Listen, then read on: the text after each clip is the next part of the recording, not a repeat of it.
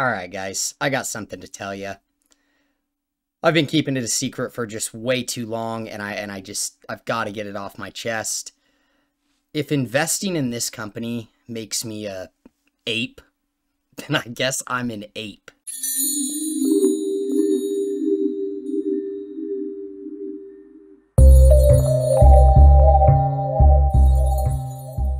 Welcome back to This Justin. Thank you so much for joining me today. My name is Justin and I am your host. In today's video, guys, we are going to take a look at the Nokia stock. I also need a question answered because I know that there is an ape, a true ape, a real ape, not the apes that you're messing around with at the zoo. Does investing in any of the meme stocks make you an ape?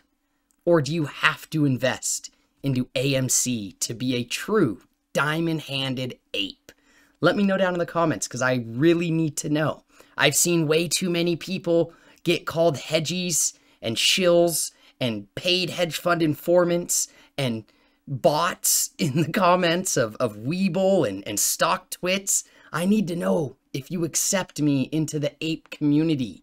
I'm on your side, guys, because I love me some Nokia stock. If you want to see a video where I go much further in depth on Nokia, what they do, the company, the growth story, all those different things, I will link that right here above so you can go check that out. Today, I'm going to try to keep the video a little bit shorter. They've been getting a little long lately. Today, I'm just going to focus on a couple of the news articles that I saw, give you an update on the price action, and then give you my thoughts on the true intrinsic value of the Nokia stock price based off of a discounted free cash flow sheet. Real quick, guys, before we get started, subscribe to the channel for me if you get any value out of this video. Just tap that little button and hit the bell so you get notified every time I post. I would really appreciate it. There's also a link down in the top pinned comment to my Patreon account. Come over and join the family. We've got just an incredible community over there, a bunch of scholarly gentlemen and gals. We've got some gals over there too. If you want to learn technical analysis, fundamental analysis, swing trading, I can take care of you. Day one squad, I love you so much. Thank you for your support. It means more to me than you will ever know. But guys, let's get started. Today, I just want to jump on and give you an update on the Nokia stock. I want to show you an article that I saw that was pretty interesting. Then I want to jump over to the discounted free cash flow sheet. Then I'll give you some of my thoughts on why I like it right now and where it's going to be going. Kind of giving you my Nokia stock price prediction for the end of 2022. Then I'll break down the chart for you, show you the entries, stop losses, and take profit levels. So make sure you stick around to the end so you don't miss that. And then we'll wrap it up. First thing, guys, I want to show you this news article that I saw right here. As you can see right here, guys, Nokia and ASML Holdings are Morgan Stanley's top picks for 2022. Guys, I'm confused. I thought Morgan Stanley was the hedge fund. I thought they were the enemy. Is Morgan Stanley an ape? Anyways, guys, let's take a look down here why they like them so much. As you can see right here, guys, the Nokia and the ASML stock are Morgan Stanley's top picks in the European semiconductor and tech hardware spaces going into 2022. If you take a look down here, last month Nokia signed an agreement with Ooredoo Group, I guess is how you say that, to bring multiple technologies and services, including 5G to customers in the Middle East, North Africa, and Southeast Asia as a part of a multi-country 5-year deal. So guys, I think Nokia has positioned themselves in a great spot to capitalize on the growing 5G trends. Again, 5G is what I really, really like about Nokia's opportunity in the next 5 years. I think they are really the main company that is going to be able to capture a decent part of that market cap and do very, very well.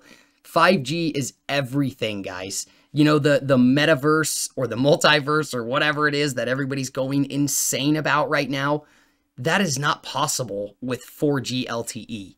We can't run some Ready Player One type game, program software with 4G. We gotta have 5G. And as of right now, Nokia has over 200 commercial 5G deals across the entire world. So they've got a lot of deals in the pipeline ready to rock. They've done a very good job at getting a huge return on invested capital. They've gotten positive on their free cash flow. They're growing revenue, bringing up their margins, increasing not only gross profits, but also the bottom end.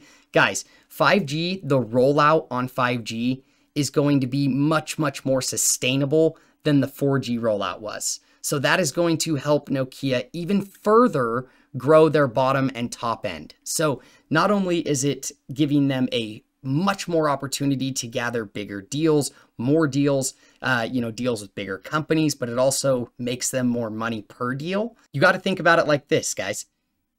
5G is set to cover 40% of the world by 2024 and 60% of the world by 2026. Not to mention, it is going to save these service providers, these communication companies, a massive amount per gig, and they will be able to then pass that savings on to their customers. So for all of the other communication companies, they are going to have to upgrade to 5G in order to compete with all of the other service providers, Verizon, AT&T, all these companies across the country. Could you imagine being with the cell phone provider that was on 4G while all the other ones are going to 5G? You wouldn't be able to hang, guys. 5G is like 5 to 10 times faster than 4G or 4G LTE. Again, I've got an infographic that we can take a look at. Let's jump over and check that out. So this is just kind of some highlights, guys. As you can see here, 40% of the world covered by 2024. In 2021, there was $4.2 billion in 5G wireless network revenue in 2021. That's a lot of money being pumped into that industry. In 2021, there was also $2.39 billion in global spending on the 5G infrastructure, and that's really where Nokia fits in, is on the infrastructure side of it. The number of 5G connections by the end of this year, 2021, will be upwards of 20 to 100 million. As you can see, 99.99% availability rate from 100% of the coverage rate, 90% reduction in network energy usage. So again, not only saving energy, but it is also a much farther superior product. As you can see down here, when it comes to actual speed, guys, this is pretty insane. As far as latency goes, 4G, 200 milliseconds, 5G, 1 millisecond. So literally 200 times better. I said 5 to 10. 200 times when it comes to latency. As far as the millimeter wave spectrums, no idea what that means, but 4G supports 4,000 devices. 5G will support 1 million devices. That's all you really need to hear right there, guys. 4,000 to 4 million. That's a massive difference there. When it comes to the actual speed, 4G is 100 megs. 5G is 10,000 megs. 10,000 megs, guys, that is, you're not getting any lag on Fortnite or Warzone with 10,000 megs. Nobody has 10,000 megs right now, guys. You can see downloading an average HD movie on 4G takes 50 minutes, where on 5G it takes 9 minutes. So guys, no more going to the movie theaters. You can download a movie in 9 minutes. Why would anybody go to the movie theater? Cut that. Just because you can download an HD movie, HD, in 9 minutes, doesn't mean that you can just sit at home and download all your movies. Get out of the house, go to the movie theaters, make sure it's an AMC movie theater, and buy a ticket. Make sure to buy extra popcorn too. In all seriousness, guys, it's obviously a far superior product. It's obviously something that we can't hide from. It's growing rapidly. It's very similar to electric vehicles. 5G is in everything, guys. It's not just gaming and, streaming the web. It's, it'll make everything better. Like I said, we can't have the metaverse on 4G.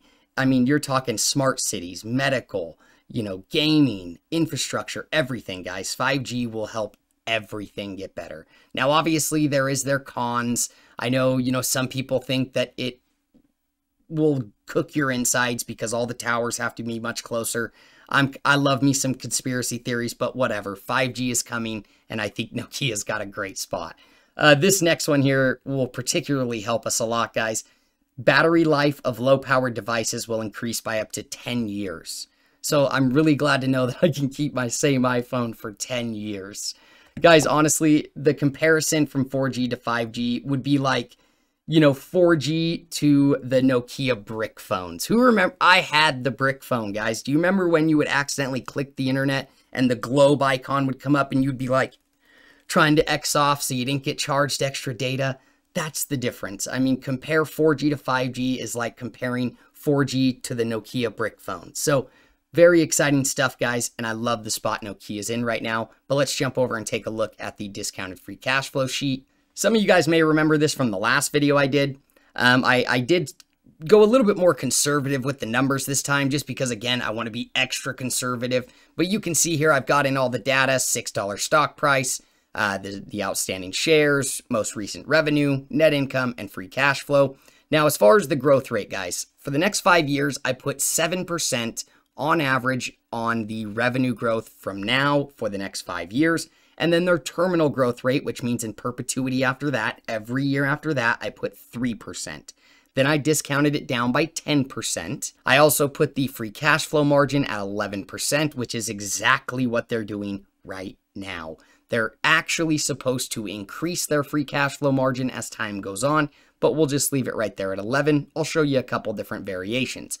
As you can see, guys, we are coming up with a stock price of $8.30, and that's about 40% upside from the current levels. I absolutely think that $8.30 will be a stock price that Nokia will see, honestly, a lot quicker than you think. Guys, I want to point something out. I saw a YouTube video the other day, and the YouTuber literally said, if you would have put your money in Bitcoin from the beginning of the year, you would only be up like 50%. And he said it like that was a tiny amount. Guys, 40% upside, 50% upside in a year is insane. I know that we are in this time right now where NFTs and all this insanity S coins are getting 3, 4, 5x gains. That's not real, guys. That's not sustainable. 40% upside from the current levels, I don't care if that took me 10 years to get. I would be very happy with 40% upside in Nokia stock if I bought it today. I dollar cost average into the stock currently, guys, and I'm looking to take short-term swing trades on it when, the chart permits. But if we change a couple of these numbers real quick, guys, like if we were to jump this, growth rate from 7 to let's just say 9%, that brings your stock price up to $9. If you increase your, cash flow margin from like 11 to 13, that puts you up at $10.60. So I think that $8.50 level all the way up to like $10 is very reasonable. $10 right away may be a little high, but I think eventually $10 will absolutely be a fair value for the Nokia stock price. But let's go ahead and take a look at the chart. Guys, the chart, I love Nokia's chart right now. It doesn't only look good fundamentally, but it looks beautifully technically as well. As you can see, guys, more locally, we have a beautiful broadening formation, a descending broadening wedge. For those of you guys that watched my last video, you remember the weekly was what we really, really loved, so we'll get there. But real quick, guys, you can see we had the big sell-off, big drawdown ever since clear back here in like 2014. The asset was able to find a bottom during the COVID crash, and then we got that beautiful momentum shifting structure, the inverse head and shoulders type, left shoulder, head, right shoulder, and we have since broken out, had some really nice follow through price action with the beautiful short squeeze right there in January. Shout out to the apes. And now we have had a really, really nice descending broadening wedge. We have broken out of that. We have successfully back tested it, and we've had nice follow through.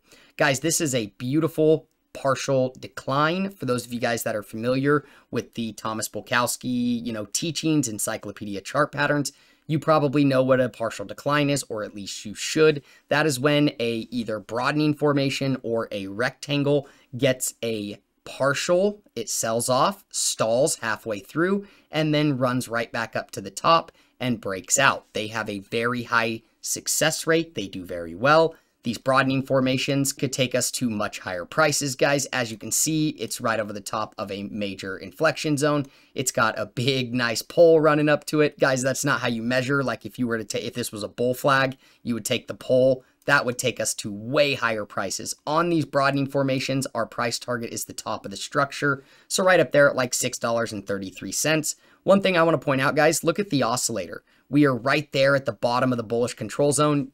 Typically 60 to 70, it's at 58 right now. But if we jump up to the significant price, time scales, take a look at the weekly, guys.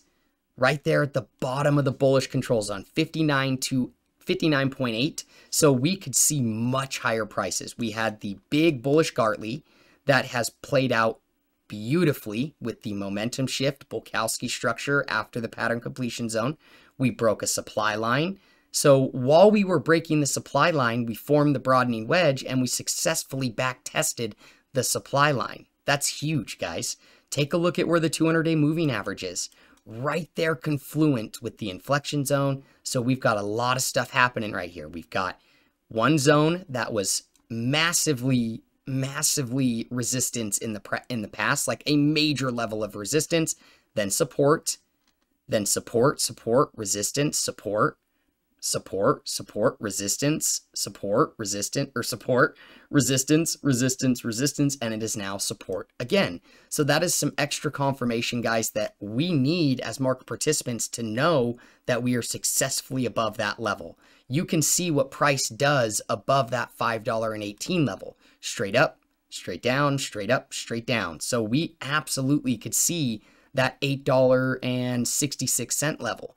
These big harmonics, guys, the price targets are A, B, and C. So we've almost hit C. We're getting, close to it. And then the next one would be A. I want to show you something here just to kind of give you, just to kind of give you an idea of what we could be potentially seeing. I love to play some like Tetris harmonics. We could be seeing a potential bearish shark pattern in development. If you take a look here, and then the pattern completion zone on a bearish shark pattern or any shark pattern is a minimum of an 886 all the way at a maximum of a 113. But look at where the 886 is, guys. Perfectly confluent with the next major levels. So that is absolutely where this asset could be headed. And I think it is headed there. Now, what do bearish shark patterns turn into? Potentially they turn into bullish 5-0s. So if we take a look, guys, and this is just complex wave structures. I know this looks kind of fancy, but for those of you guys that are new, it's just wave structures. Let me kind of show you what a bullish 5-0 would look like. So instead of going X to A to B, B to C, C to D, we would go X to A to B, B to C, and C to D.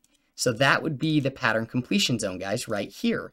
Now, all a bullish 5-0 is saying that a bullish shark or bearish shark forms, and then when it hits the pattern completion zone, it sells off 50% of the way, so it makes a 50% retracement of the C to D leg, and then reverses and continues moving on. So what does a bearish or a bullish shark turn into? It turns into a bearish potential 5-0. So this is absolutely what we could see happening, guys. It runs up, hits the inflection zone, gets rejected, comes back just to make a higher low than the previous low, pivot, and run again.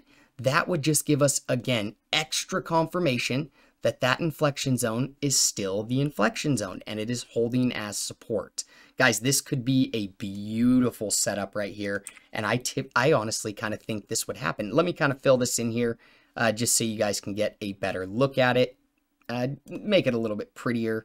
All it is, guys, is just kind of makes a box like this off of a shark pattern. So you can see the square there. So that's just saying the price is going to hit D, sell off, and keep going. Let me show you something. If we invert this chart, guys, so take a look, guys. So we have a bearish Gartley, if we invert the chart, obviously, and a bullish shark pattern. So you can see it makes the initial high, then makes a lower high than the previous high, okay? That's the pattern completion zone of the bullish or bearish Gartley, and it sells off all the way down to hit the target right there at A. Then what happens? So you have an impulse, correction, just to confirm that was once support is now resistance again, if the chart is inverted.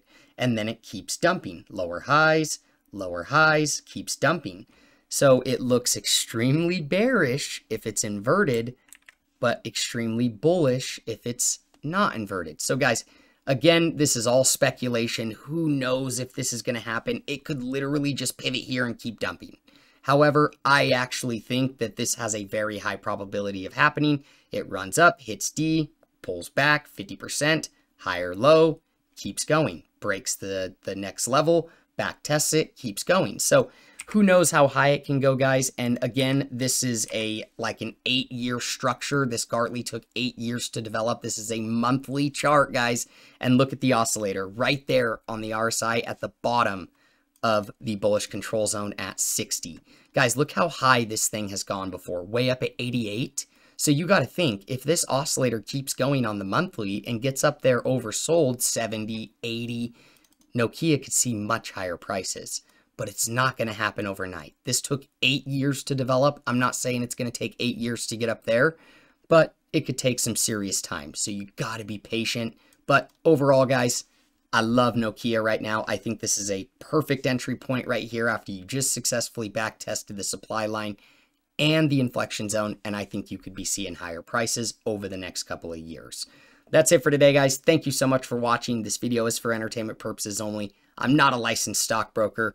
Always do your own research and due diligence. Don't just take my word for it. If you want to join us at the Patreon and be part of an amazing family, come check that out. I love you guys. Have a wonderful day.